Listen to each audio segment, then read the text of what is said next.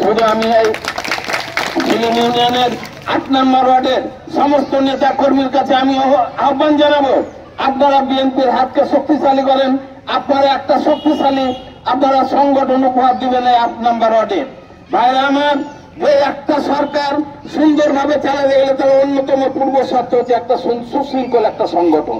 এই সংগঠনের মাধ্যমে এই উন্নয়নগুলো হবে। বিএনপির হাতকে শক্তিশালী করবেন এবং যে নিয়ম আছে গঠনতন্ত্রে সেইভাবে সংগঠন করার জন্য আমি আমাদের যে সংগ্রামী নেতা কাজী নজরুল ইসলাম এবং আমাদের সাজু আছে, তারা সেক্রেটারি এই ঝিলিম ইউনিয়নের, তারা অত্যন্ত সুচিন্তিত, তারা দুজনই কিন্তু আপনারা দলকে শক্তিশালী করবেন। দলকে শক্তিশালী করার জন্য আপনারা কাজ করবেন। আপনারা মানুষের ভালো মন্দ যে কোনো বিষয়ে আপনাদেরকে দেখতে হবে, মানুষের বিপদে দাঁড়াতে হবে। আমরা আপনাদের পাশে আছি। বাংলাদেশ জাতীয়তাবাদী দল নবাবগঞ্জ জেলা আপনাদের সাথে আছে।